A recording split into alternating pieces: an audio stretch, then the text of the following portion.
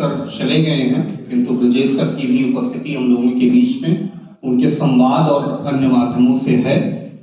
तो ब्रजेश सर और जनपद सुल्तानपुर और अमेठी के विभिन्न ब्लॉकों से आए हुए हमारे शिक्षक साथी, मैं आप सबका एक बार पुनः इस प्रशिक्षण के समापन सत्र में हार्दिक स्वागत एवं अभिनंदन करता हूँ।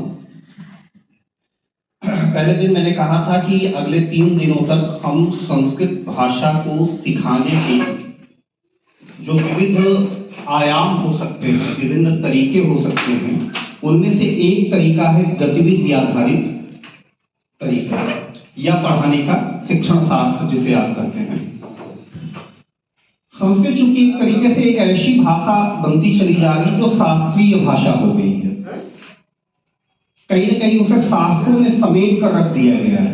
हम उसे जन व्यवहार की भाषा नहीं बना पाए हैं। अब पहले थी, कालांतर में बहुत वर्षों तक जन भाषा रही है, व्यवहार की भाषा रही है, आम बोलचाल की भाषा रही है, लेकिन अब संस्कृत कहीं न कहीं शास्त्रों तक सिमट गई है।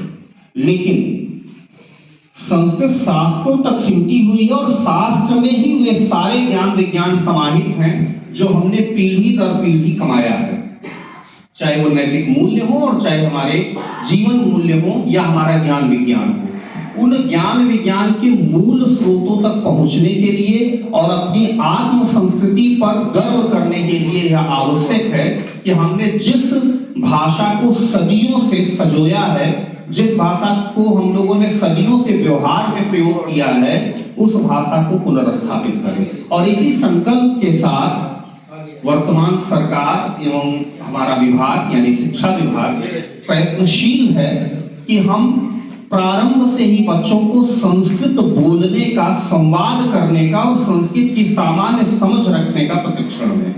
और आप सब जानते हैं कि छोटे बच्चों का जो शिक्षण शास्त्र है वो ये कहता है कि बच्चा तभी बेहतर सीखता है जब उसके सामने ऑब्जेक्ट हो या बहुत सारी खेल, ऑब्जेक्ट का मतलब उससे हम जुड़े और उससे वो करने के लिए बच्चों को कहीं ना कहीं हमें संस्कृत के विभिन्न शब्दों से, शब्दकोश और सामान्य वाद व्यवहार से, आपने देखा कि बहुत सरल सरल वाक्य हैं।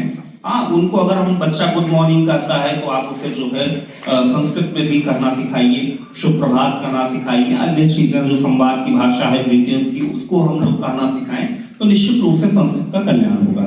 मैं आप सभी को इस ट्रेनिंग से जुड़ने के लिए धन्यवाद देता हूं। मैं चाहता हूं कि बनवाल सर हम लोगों के बीच में उपस्थित हैं।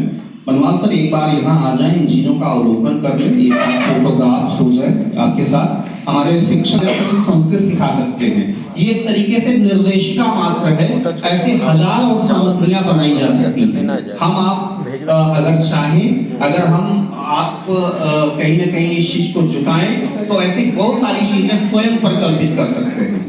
तो ये परिकल्पनाएं बच्चों को संस्कृत सीखने के लिए, उसको सहज रूप से अपनाने के लिए प्रेरित करेंगी। इस विश्वास के साथ ये ट्रेनिंग आप सबको दी गई है। हम उम्मीद करते हैं कि ये ट्रेनिंग आप अपने विद्यालयों में जो कुछ भी चीजें आपने सीखी हैं, विद्यालयों में भी हस्तशिल्प कौशल के माध्यम से इसको भी निर्मित करेंगे।